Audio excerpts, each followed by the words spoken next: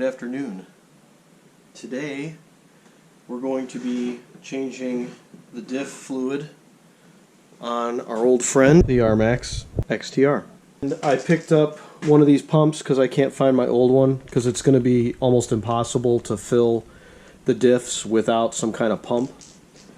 And even though it is in the owner's manual how to do this, I picked this up a while ago. This is the factory service manual for this machine. So not cheap, but if you're planning on hanging on to one of these machines for a while, it's always a good idea to get the factory service manual. I think that was $100. I don't recall how much this stuff was. I want to say it's probably $15 a quart, maybe somewhere around there. So I just got a few of them. But what we're going to do is start it up, rip it around the yard a little bit, just kind of get everything warmed up a bit. It'll drain faster. Then we'll change the fluid.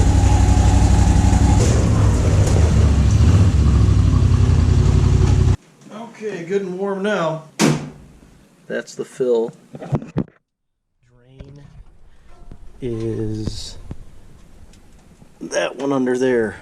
I'll crawl under here, you'll be able to see it better. Let me get some gloves on. I made sure to get a nice clean pan because we want to see if there's going to be any metal or weird stuff coming out of here. Yeah, 21 millimeter. And then the drain is an Allen, and that looks like a 6. Not on there too tight, so that's good. Okay, so this has a pretty thin washer on it, but I'm going to reuse it. I don't think it looks that terrible. I got like a 6-inch extension on here. Kind of crank it off. It's typical break-in oil. You can see how dark it is. Again, there's a real small washer on this. All right, we're gonna let this drain. Yeah, you definitely want to do this. The oil still feels really good. It doesn't feel like there's any grit in it. I don't see any metal weirdness or anything, but it's definitely dark. So that's just, it's just dripping out now. So you definitely want to get it warmed up good. But again, 6 mil Allen on the drain, 21 on the fill.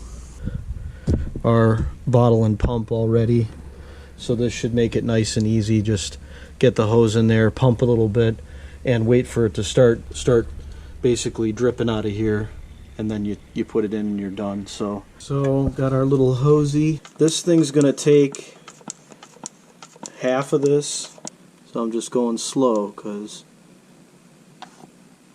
we're gonna wait for this thing to start spitting it out a little bit. And then once it starts flying out of there, we'll get our bolt ready. Yep. Alright, we're good. It's dripping out now. Alright, so that's gonna piss out of there a little bit. Try to clean it up best as we can. If your machine is super filthy, make sure you blow this area off good with compressed air, because you definitely don't want to get anything inside these diffs. So now let's get the bolt in here. Again, we're not going too nuts tightening this stuff because, you know, we have a sealing washer on there. So here is our fill plug right here. So again, that's going to be 21 mil. We got our drain. You can see that. That's the same 6 mil Allen. Okay, broke that loose. And this will just come right off, no problem. These washers are really thin. That's probably why they want you to replace them. But, you know, you can still get a couple uses out of them. Don't be scared. All right, for this I got a small extension. Make sure we're in there good. Make sure our pan is lined up good. Gonna get a little messy, but not terrible. Oh, look who it is! You again, kid. Whoa, hissing like a snake. Hey, Pep Pep. So again, they recommend 8090 API GL5. which hypoid, which is exactly what this stuff is here. All right, now we're going to fill. I'll put links to everything because you definitely are going to need this pump. Let that settle a minute. Pro tip, throw a couple rags down there to catch any slops, then you won't have to worry about it. So I'm going to put that fill plug in, and we should be good. Okay, and there we go. That's tightened up. And the front takes 0.3. So yeah, one quart will do it. The big thing is, I mean, get whatever you want as long as it's hypoid. That's important. And obviously this is meant for ATVs and UTVs, so I would think that most shops would have this. I ordered it on Amazon. I'll put all the links down below. So yeah, that's how you do a front and rear diff fluid change. Pretty easy. Nothing insane.